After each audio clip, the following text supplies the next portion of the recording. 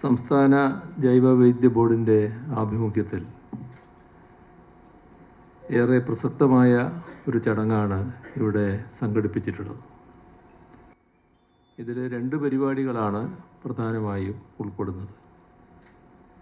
ഒന്ന്, സംസ്ഥാന ജൈവവൈവിധ്യ സംരക്ഷണ പുരസ്കാര വിതരണമാണ്.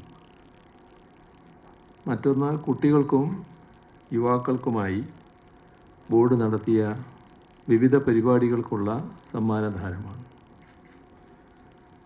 നമ്മുടെ ഭൂമിയിൽ ജീവജാലങ്ങളുടെ നിലനിൽപ്പ് വളരെയധികം വെല്ലുവിളികൾ നേരിടുന്ന ഘട്ടമാണിത്. ആഗോള താപനത്തിൻ്റെയും കാലാവസ്ഥാ വ്യതിയാനത്തിൻ്റെയും അനന്തരഫലങ്ങൾ കഴിഞ്ഞ കുറച്ച് വർഷങ്ങളായി ലോകം അനുഭവിച്ചുകൊണ്ടിരിക്കുകയാണ്. കേരളവും ഇതിൽ നിന്ന് മുക്തമല്ല. അമിത വർഷപാതം, കുറഞ്ഞ സമയത്തിനുള്ളിലെ അതിതീവ്ര മഴ, അതിൻ്റെ ഫലമായി സംഭവിക്കുന്ന പ്രളയം, ഉരുൾപൊട്ടൽ, ഇതെല്ലാം നമുക്ക് അറിവുള്ളതാണ്. കേരളത്തിൻ്റെ സ്ഥലപരിമിതിയും ഉയർന്ന ജനസാന്ദ്രതയും നമ്മുടെ ഭൂപ്രദേശത്തിൻ്റെ പ്രത്യേകതയും ഇത്തരം ദുരന്തങ്ങളുടെ ആഘാതം വർദ്ധിപ്പിക്കുന്നുമുണ്ട്. ഇത്തരം ദുരന്തങ്ങൾ മനുഷ്യൻ്റെ ജീവനും സ്വത്തിനും കനത്ത നാശമുണ്ടാക്കുക മാത്രമല്ല ചെയ്യുന്നത്, ദുരന്തഭൂമികളിലെ ആവാസ വ്യവസ്ഥ ഏതാണ്ട് പൂർണ്ണമായും തകർക്കുക കൂടി ചെയ്യുന്നു. മഹാപ്രളയ സമയത്തും ഇപ്പോൾ ഉണ്ടക്കൈ ചൂരൽമല ദുരന്തത്തിലും നാം ഇത് കണ്ടതാണ്. പ്രകൃതിയുടെ ഹരിതാപവും ആരോഗ്യവും നിലനിർത്തുന്നതിനും പരിസ്ഥിതി സംരക്ഷണം എത്രമാത്രം പ്രധാനപ്പെട്ടതാണെന്നാണ് ഇതെല്ലാം നമുക്ക് കാട്ടിത്തരുന്നത്. നമ്മുടെ രാജ്യത്തെ മൊത്തമായി എടുത്താൽ ഇന്ത്യയുടെ വിസ്തൃതിയിൽ വെറും 1.18% വരുന്ന സംസ്ഥാനമാണ് കേരളം. പക്ഷേ രാജ്യത്തിൻ്റെ ജൈവസമ്പത്തിൻ്റെ 25%-ലേറെയാണ് ഈ 1.18% വരുന്ന സംസ്ഥാനത്തുള്ളത്. ചില ജീവിവർഗങ്ങളുടെ കാര്യമെടുത്താൽ അവയുടെ 80%-ഓളം നമ്മുടെ കേരളത്തിലാണ്. ചിലയിനം തവളവർഗ്ഗങ്ങൾ അത്തരത്തിലുള്ളവയാണ്. ഇതിൽ പാതാളത്തവള കേരളത്തിൻ്റെ തനതിനം ജീവിവർഗമാണ്. ഇങ്ങനെ ഒട്ടേറെ പ്രത്യേകതകളുള്ള ജൈവവൈവിധ്യ മേഖലയാണ് കേരളം. അതുകൊണ്ട് തന്നെ നമ്മുടെ പരിസ്ഥിതി ജൈവവൈവിധ്യ സംരക്ഷണം മുൻനിർത്തിയുള്ള വികസന കാഴ്ചപ്പാടാണ് സർക്കാർ നടപ്പാക്കി വരുന്നത്. സുസ്ഥിര വികസന ലക്ഷ്യങ്ങളിലെ ഒട്ടുമിക്ക ഘടകങ്ങളും യാഥാർത്ഥ്യമാക്കിയ സംസ്ഥാനമാണ് നമ്മുടേത്. ആ നിലയിൽ കേരളം രാജ്യത്തിന് മാതൃകയാണ്. എന്നാൽ ജൈവവൈവിധ്യ പരിസ്ഥിതി സംരക്ഷണ കാര്യത്തിൽ നമ്മുടെ പൊതുസമൂഹം അത് വേണ്ട തോതിൽ ഉൾക്കൊണ്ടിട്ടുണ്ടോ എന്നത് പരിശോധിക്കേണ്ട കാര്യമാണ്.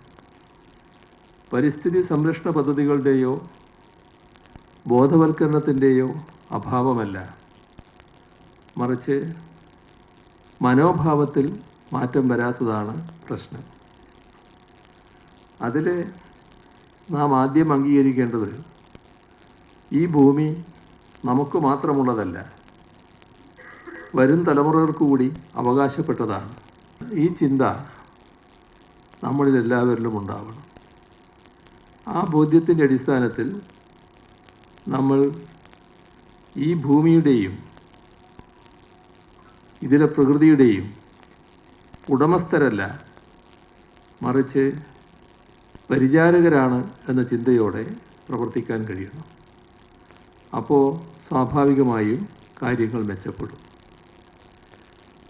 മനുഷ്യ ചരിത്രത്തിൽ മുൻപില്ലാത്ത വിധത്തിൽ ജൈവവൈവിധ്യം ആഗോള വ്യാപകമായി നാശോന്മുഖമായി കൊണ്ടിരിക്കുകയാണ്. ഇതാണ് intergovernmental science policy platform on ബയോഡൈവേഴ്സിറ്റിയുടെ റിപ്പോർട്ടിൽ എടുത്തു പറയുന്നത്. അതിൻ്റെ അടിസ്ഥാനത്തിലാണ് ഗ്ലോബൽ ബയോഡൈവേഴ്സിറ്റി ഫ്രെയിംവർക്ക് രൂപപ്പെടുത്തിയിട്ടുള്ളത്. സാമൂഹിക പിന്തുണയോടുകൂടി ജൈവ വൈവിധ്യ സംരക്ഷണം ഉറപ്പാക്കുന്നതിന് ദേശീയ പ്രാദേശിക സർക്കാരുകൾ നടത്തേണ്ടുന്ന അടിയന്തര ഇടപെടലുകളാണ് ഇതിലുള്ളത്. ഇതിനനുസൃതമായി ദേശീയ ജൈവവൈവിധ്യ ലക്ഷ്യങ്ങളിലും ജൈവ വൈവിധ്യ ആസൂത്രണ കർമ്മപദ്ധതിയിലും ഭേദഗതി വരുത്തിയിട്ടുണ്ട്.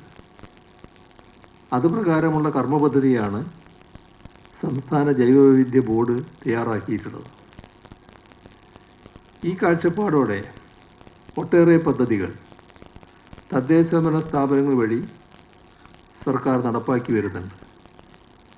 ഇന്ത്യയിൽ ഇവിടെ സൂചിപ്പിച്ചതുപോലെ ആദ്യമായി മുഴുവൻ തദ്ദേശ സ്വയംഭരണ സ്ഥാപനങ്ങളിലും ജൈവ വൈവിധ്യ പരിപാലന സമിതികൾ രൂപീകരിച്ചത് കേരളമാണ്.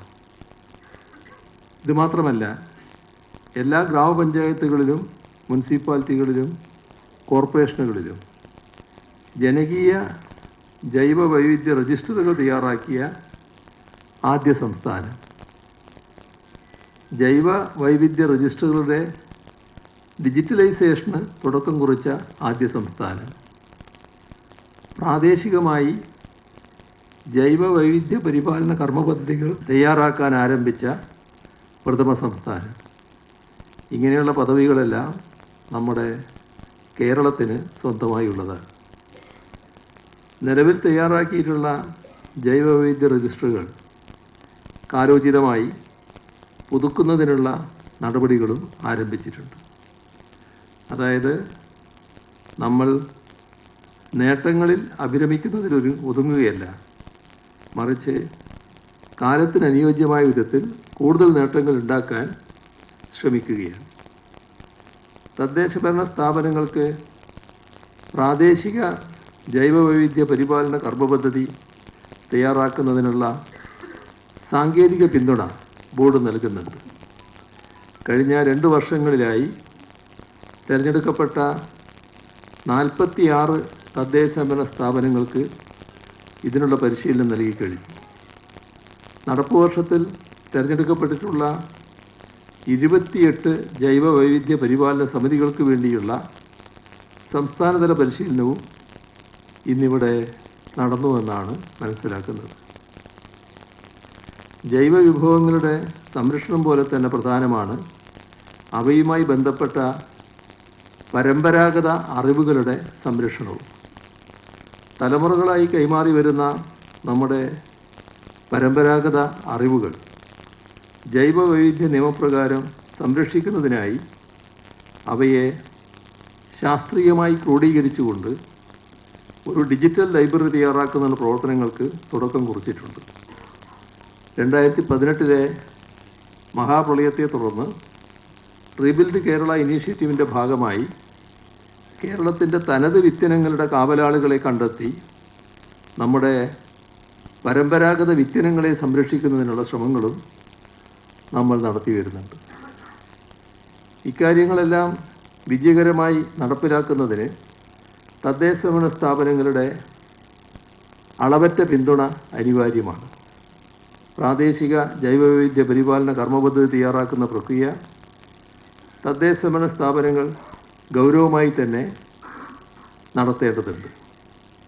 വരുന്ന 5 മുതൽ 10 വരെ വർഷക്കാലയളവിലേക്ക് നടപ്പിലാക്കാൻ കഴിയുന്ന ഹ്രസ്വകാല ദീർഘകാല പദ്ധതികളാവണം കർമ്മപദ്ധതിയിലൂടെ ആവിഷ്കരിക്കുന്നത്. കർമ്മപദ്ധതി തയ്യാറാക്കുക മാത്രമല്ല, ബന്ധപ്പെട്ട വകുപ്പുകളുടെയും സ്ഥാപനങ്ങളുടെയും നേതൃത്വത്തിൽ സമയബന്ധിതമായി അവ നടപ്പാക്കുന്നതിനുള്ള ഉത്തരവാദിത്വം ഏറ്റെടുക്കുക കൂടി വേണം തദ്ദേശഭരണ സ്ഥാപനങ്ങൾ. അവയെല്ലാം പ്രാവർത്തികമായാൽ 2050 നമ്മുടെ കേരളം നെറ്റ് സീറോ കാർബൺ ബഹിർഗമന സംസ്ഥാനമായി മാറും. മാത്രമല്ല, ഇന്ത്യയിലെ ഏറ്റവും മികച്ച ജൈവ വൈവിധ്യ സൗഹൃദ സംസ്ഥാനം എന്ന നേട്ടം 2030 നമുക്ക് കൈവരിക്കാനും കഴിയും. ജൈവ വൈവിധ്യത്തെ എപ്പോഴും അത്ഭുതത്തോടെ അടുത്തറിയാൻ ശ്രമിക്കുന്നവരാണ് നമ്മുടെ കുട്ടികൾ. നമുക്ക് ചുറ്റുമുള്ള സസ്യ ജന്തുജാലങ്ങളെ തിരിച്ചറിയാൻ അവർ പുലർത്തുന്ന ഉത്സാഹം മാതൃകാപരമാണ്. അതുകൊണ്ട് തന്നെ ജൈവ വൈവിധ്യ സംരക്ഷണത്തെക്കുറിച്ചും അതിൻ്റെ സുസ്ഥിര ഉപയോഗത്തെക്കുറിച്ചും കുട്ടികളിൽ ശാസ്ത്രീയമായ അവബോധം സൃഷ്ടിക്കേണ്ടതുണ്ട്. കുട്ടികളുടെ ജൈവവൈവിധ്യ കോൺഗ്രസ് പോലുള്ള ഒത്തുചേരലുകൾ ഇതിന് ഉപകാരപ്രദമാണ്. അതിൽ പങ്കെടുത്ത മുഴുവൻ വിദ്യാർത്ഥികളെയും അഭിനന്ദിക്കുന്നു. കൂടാതെ ജൈവവൈവിധ്യ സംരക്ഷണ രംഗത്ത് നൂതന ആശയങ്ങൾ രൂപപ്പെടുത്തുന്നതിനായി യുവാക്കളെ പങ്കെടുപ്പിച്ചുകൊണ്ട് ബോർഡ് നടത്തിയ യൂത്ത് ഐഡിയേഷൻ ചാലഞ്ച്, അതിലെ പുരസ്കാരങ്ങൾ ഏറ്റുവാങ്ങുന്നതിനായി എത്തിച്ചേർന്നിട്ടുള്ള വിജയികളെയും അഭിനന്ദിക്കുന്നു. ജൈവ വൈവിധ്യ സംരക്ഷണം സംസ്ഥാന പ്രാദേശിക സർക്കാരുകൾ മാത്രം വിചാരിച്ചാൽ നടപ്പിലാക്കാൻ സാധിക്കുന്നതല്ല. കർമ്മോത്സുകരായിട്ടുള്ള ജനങ്ങളുടെ പരിപൂർണ പിന്തുണ ഇക്കാര്യത്തിൽ ആവശ്യമാണ്. ഈ ലക്ഷ്യം മുൻനിർത്തിയാണ് ജൈവ വൈവിധ്യ സംരക്ഷണത്തിൻ്റെ വിവിധ തലങ്ങളിൽ മാതൃകാപരമായ പ്രവർത്തനം കാഴ്ചവെച്ച ജൈവവൈവിധ്യ പരിപാലന സമിതികൾ, സ്ഥാപനങ്ങൾ, വിദ്യാലയങ്ങൾ, വ്യക്തികൾ എന്നിവർക്കായി സംസ്ഥാന ജൈവവൈവിധ്യ സംരക്ഷണ പുരസ്കാരം നൽകി വരുന്നത്. 12 വിഭാഗങ്ങളിലായി 22 പേരാണ് ഇവിടെ പുരസ്കാരത്തിന് അർഹരായിട്ടുള്ളത്. അവർ മുന്നോട്ട് വെച്ച സംരക്ഷണ മാതൃകകൾ പഠനവിധേയമാക്കുന്നതിനും മറ്റിടങ്ങളിലേക്ക് വ്യാപിപ്പിക്കുന്നതിനും തദ്ദേശഭരണ സ്ഥാപനങ്ങളും ജൈവവൈവിധ്യ പരിപാലന സമിതികളും ശ്രദ്ധിക്കണം. മികച്ച ജൈവവൈവിധ്യ സംരക്ഷണ പ്രവർത്തനങ്ങൾ നടത്തുന്ന വ്യക്തികളുടെയും സംഘടനകളുടെയും സ്ഥാപനങ്ങളുടെയും പ്രവർത്തനങ്ങൾക്ക് വേണ്ട പിന്തുണയും പ്രോത്സാഹനവും പ്രചരണവും നൽകുന്നതിനും തയ്യാറാകണം. പുരസ്കാരത്തിന് അർഹരായ എല്ലാവരെയും ഒരിക്കൽ കൂടി അഭിനന്ദിച്ചുകൊണ്ട് നിറഞ്ഞ സന്തോഷത്തോടെ ഈ ചടങ്ങിൻ്റെ ഔപചാരികമായ ഉദ്ഘാടനം നിർവഹിച്ചതായി അറിയിക്കുന്നു. നിങ്ങൾക്കെൻ്റെ സ്നേഹാഭിവാദനം.